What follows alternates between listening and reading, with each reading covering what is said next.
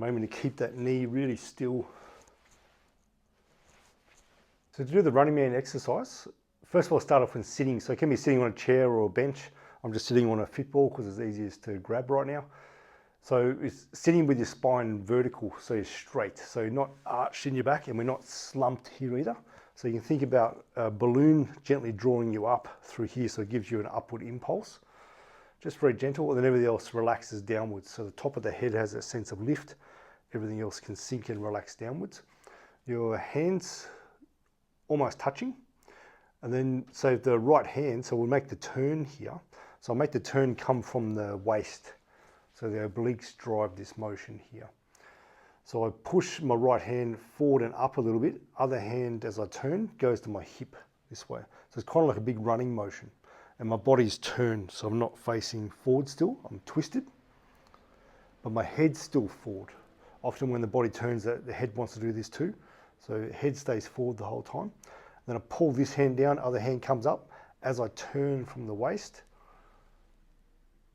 repeating the opposite side. So we've got this turning motion. I'm turning through the waist. My awareness is on the waist, driving through there. And not holding my breath at all. So breathing in and out through the nose. So the torso is essentially making this motion. So I'm driving from the abdomen, which will mean that the shoulders will be turning.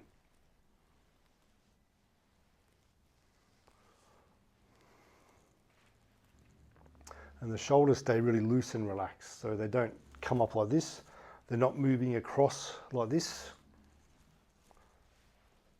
Moving from the waist, and the shoulders are staying down and relaxed, so they're not coming up each time or up like this. And we're especially also not doing this with the spine. So this is the body not being able to find a central axis. So it's useful to have a central axis and really needed when we walk. So we want to turn on this central axis of the body here. And this exercise uses this arm motion, uses this torso motion and this central axis. We combine it with the legs. So how to get the right weighting for this? So I want to train my right leg first. So I lift that knee and then I bend my right leg until when I look down, I can't see my toe anymore. My knee's in the way of the toe. Then I bring that back. So I've got about 99% of my weight in this front leg and I'm just resting on my tippy toe back here. And then I'm putting my left hand forward, right hand by my hip, and I'm just getting this turning motion going. So I'm getting the shoulders to turn, I'm grounding through the right leg, and I'm grounding especially through the tripod of the foot. Again, the tripod, center of the heel, knuckle of the big toe, knuckle of the little toe. So that tripod has the weight all the time. Especially with this exercise, we want the weight to stay contacted this knuckle down. As you do this knuckle I want to lift off the floor. So keep it down. It has a direct connection with pronation in the foot, and helping supination too of the foot, and the glute on the same side. So as that knuckle stays down, this glute can activate better.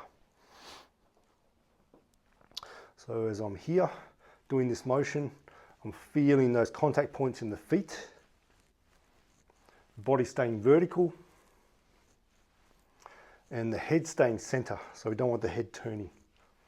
Head staying in the center. Often when the body turns, the head wants to turn. It needs to be able to disassociate that. So we get this first. Want your knee not to move at all while you do this. So the knee, it often wants to do this as the body rotates. It means the body can't rotate properly. So the knee stays totally still. I make the motion go through the hip and also the waist, but the knee doesn't move, keeping that ground contact, especially through that big knuckle. Head staying center. And all it is from here is the cross pattern. So if I start off with so I've got weight in my right leg, left hand is out in front, other one's on the hip. As I turn the waist, as I think about turning the waist, I lift the knee and pull the arms down.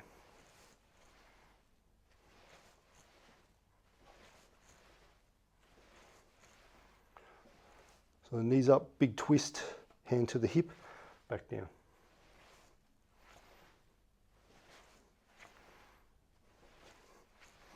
No motion of this knee. I'm not making the knee go back and forward this way, so I'm not shifting weight. I'm keeping the weight 100%, 100 to 99% weight in the front leg all the time. And we're doing that till it fries. So you feel it fry the muscles in your feet, in the glutes. You may feel the hip flexor work. We're looking at least 20 reps, 20 to 30, even up to 50 reps. And of course, do the other side. You can progress this further is to use an elastic band, tie it off on something immovable, putting the leg through. So it's a vector of force going along this way. It's trying to pull me out this way now to the side. I do everything exactly the same. So especially want to keep that knuckle of this toe down because it'll want to peel that off.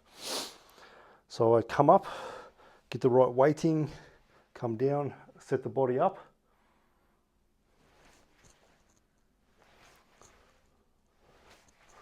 And I'm aiming to keep that knee really still. And to take this even further, either a stronger band or we just wind this out further so there's more resistance. So we're really trying to control that leg from excellently rotating. This exercise is really good to do as a warm-up before you go for a walk, go for a run. If you've got foot, ankle, hip issues that you're recovering from, very good to do to help integrate the movement pattern and the joint motion into the rehab exercise you've already done. It combines things really well and gradually it builds up into doing explosive jumps, getting into sprinting, all those kind of things.